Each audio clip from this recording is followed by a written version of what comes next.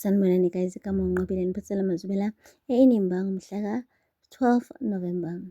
Guys, uHlathi-ke usabhizi uzama ukucima phela umlilo lo asewuvuthele ukuthi uLazarus Benozoleka sibeyazi ukuthi yena lo othumele uHlengiwe ummeli osemisiwe emsebenzini unyaka wonke ukuthi amsebenzele abese-ke akwazi ukuthi amwinele uBavumile. Guys, ubekade esaba eshawa uvalo ukuthi aliphume ngomlomo-ke uHlengiwe esho kumyeni wakhe uSydney ukuthi yeyi yazi uZoleka benoLazarus bengase bengimpimpe, mhlampe betshele ngisho nabantu bebhodi ama-lawyers. Impela hawu mina ngizohlangabezana ney'mbila y'thutha qobo lwazo. Kanti-ke futhi-ke okubuhlungu kunakho konke ukuthi ngifake ingane yabantu ngekhanda uPalesa osasanda ukuqeda ngisho esikoleni. Yazi mengase kuthiwa nje uyalahlekelwa ilo msebenzi wakhe efika nje kanje kule industry, impela ngizoyisola kakhulu kabi. USydney-ke useyizwe zonke iy'ndaba nesobho lazo lokuthi phela uLazarus abe noZoleka le ngane le uBavumile akusiyona kahle kahle kaLazarus. Nakhona uHlengiwe wenza iphutha ngoba kuke kushiwo kuthiwa akumelanga udisclose iy'nkulumo obanazo nama-client akho. Ngokuthi nje atshele umyeni wakhe kahle kahle lokho sekuyicala elibovu. Kodwa-ke ngathi ugirl naye ubhizi uyaqhubeka nokuzifaka ogibeni usenze nangamasibomu. Uthi sebathe vika inkinga kube kuqhamuka enye, athi vika inkinga kube kuqhamuka enye. Njengamanje umiswe emsebenzini kodwa ubhizi-ke manje usethatha i-information ebalulekile utshela umyeni wakhe. Umyeni wakhe amazi kahle ukuthi wakhahlelwa yasho esifubeni akakwazi ukugcina imfihlo. Hhayi-ke uLazarus bekade esekhosela athekhe. USydney akavaze azapholisa emaseko, uhambile usondela eduze kwakhe eyamgabisela phela ngokuthi useyazi ukuthi hhayi akazalwa kahle kahle uyena uBavumile.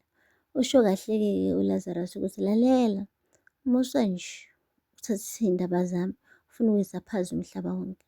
Le ndaba le igcine ngaphakathi kuwena ngoba kuyivele nje ngasekuqaleni akumelanga engabe uyayazi. Unkosikazi wakho sengathi akakwazi ukugcina imfihlo, kahle kahle u-unethical. Kungani athathe information enkulu kangaka akunikeze yona umenilele lapha nobabili embhedeni nikhuluma nge-pillow talk. Meke nje wayibhadlaza le ndaba yokuthi uBavumile angimzali mina. Ufuna wazi ukuthi-ke i-career yankosikazi wakhe ngamane nje athi kiss and goodbye to it. Yeyi guys, isikhuni-ke sabuya nomkhwezeli-ke kuyena-ke uSydney eyitshela ukuthi phela uzokolotela uLazarus kodwa kugcine sekuphoxeka yena uqobo lwakhe. Akupheli-ke lapho guys, le Hlathi ngesikhathi eqeda ukufonela-ke uHlengiwe umane nje wathola iy'ndaba ezibuhlungu neshaqisayo ukuthi indodana yakhe uLikamva ayilalanga ekhaya kodwa ilale laphaya kubo kaZoleka. Umane wathi uKamva ulale kaZoleka njani? Hhayi kwangekho umuntu-ke oshoyo ukuthi kanje kanje kanje ngoba phela ubhuti ubengakavuki ngisho ukuvuka. Umane nje waqhubeka wayilalela laze layophuma lonke ilanga labalela. Ufonile-ke uma wakhe uThumeka efuna ukumuza ukuthi unjani, washo ukuthi hhayi ngila kaZoleka. Kuthi ufunani lapho? Wathi eyi sokungibuza kusese-early kabi kusesekuseni. Kuthi ngani gaxa imibuzo eminingi kangaka waqeda wadropha ucingo. Ngapha-ke bathukile kakhulu uLazarus benoZoleka bathi mebevula isicabha qhwemu nangu uLikamva shi kubo wazolala laphaya esithabathabeni somuzi sikaZoleka. Uqhaweka uchazile ukuthi bephuze kakhulu ubhuti wanqena ukuthi ahambise amdrayivise ephuzile wathi akazolala lapha kubo kaZoleka. Kodwa uZoleka bekubonakala ukuthi unalo uvalo lokuthi abe khona lapha ekhaya endlini ngoba akazi noma uthunywe uHlathi ukuthi azomspayela noma cha. Guys, bamtshelile-ke uZoleka ukuthi-ke uLikamva uzwe indaba ezibuhlungu zokuthi uHlathi ufisa sengathi uBavumile uyena uLikamva lo ayemfuna ezalwe phela uyena benoZoleka abe yizibulo kahle kahle abe inkosana yalaphaya kaMabandla, hhayi lo Likamva lo ozalwa uThumeka. Manje emva kokuzwa-ke lawo mazwi-ke inhliziyo yakhe yamane yadabuka umfana akafuni ngisho ukubakhulumisa ekhaya kubo. Uphindile-ke emumva wathi uthi uyazama ukukhuluma nawe uThumeka wathi ma ngenza iphutha ukuthi ngikuvumele ukuthi ushade leya ndoda. Leya ndoda leya yinja. Lapho-ke ukusho konke lokhu nje uyazama ukuphephetha umlilo bandla Nkosi yami uThumeka. Uyasho ukuthi utatakho uyakuthanda mntanami, musa ukuthetha ngalolu hlobo. Uyakuthanda utatakho wathi ma, musa nje ukuloku umkhavarisha. Namanje usemkhavarisha, le ndoda le ayikufanelanga. Kodwa-ke kulungile, at least mina ngiyazi ukuthi ngimi kuphi notata. Ngiyazi futhi ukuthi uyangizonda kangakanani waqeda waphuma wahamba mshiya kanjalo. Unina ebalisa ehlanganisa engazi nanokuthi uxolo phakathi kwendodana yakhe olikamva nomyeni wakhe loke lifike yini noma cha. Ngapha-ke ummeli kaZoleka usebenza extra hours guys. Usetholile-ke ukuthi uhlathi sonke lesi sikhathi njengoba kade ebhizi ekhulisa uqhawe yedwa, yingoba wayebhizi ebribe wonke umuntu osebenza laphaya. Ngecala likaqhawe benonina uZoleka wabanikeza imali ukuthi phela icala livune yena lingamvuni uZoleka. UZoleka uke wahambisa ama-application efuna i-full card study kaqhawe, kodwa lawo ma-application awakaze afike nanokufika ekhoti. Kwakumane kube ngathi nje asendiwe kodwa agcine engafikanga ezandleni ey'fanele. Yingakho-ke uhlathi ebekade egcine kuyena ubaba kaqhawe for 20 years.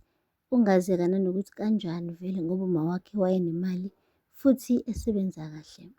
Caca-ke ukuthi ubhuti kade ebhizi emosha amamiliyoni ngoba nakho nje ufuna ukuthi kwenzeke intando yakhe. Akupheli-ke lapho guys. Lo mlisa-ke obekade ebrayibha uyena uhlathi bamtholile ukuthi ulaphi nendawo. Sekushoda ukuthi ayifikele yena mathupha pha ebese bayahamba-ke bayomkhonfront uhlathi ukuthi ndoda, kanti vele ubugebengu into yakho wena, uyiqala usamncane impela, ukhule nayo. Yo guys, ebese-ke ngaleyo ndlela-ke kogcina sebewina-ke icala kube yibona bobabili uLazarus benoZoleka abakhulisa leyo mntwana. Uhlathi-ke agcine nje engasalutholanga ithuba lokuba ubaba, kubavumile ngoba nakho phela wazama ukuthi avimbele uZoleka ithuba lokuthi abe umama ngokubrayibha wonke umuntu ophethe icala likaqhawekazi. Yeyi guys, kusho kuthiwa ayikho into eyenzeke ebumnyameni engenakuvela ekukhanyeni. Ngathi impela uhlathi kukhona kumsina kumjeqeza. Mengesilona ijele kuzoba i-divorce, mengesiyona-ke i-divorce kuzoba ukuthi nje indodana yakhe ayibone idlala nenye indoda u-hide and seek, iqhuba amabhayisikili ngisho nebhola imbala. Hebazi kahle ukuthi-ke leya ndodana yezalwa uyena. Ngenxa nje yomhobholo uzobona nje enye indoda imkhulisela ingane, and lokho kuzohlaba njengesipikili enhliziyweni yakhe. Guys, afela lapho-ke amazwibela namhlanje. Ngikhohlwa nokusubscribe, like, and comment. Until next time, bye.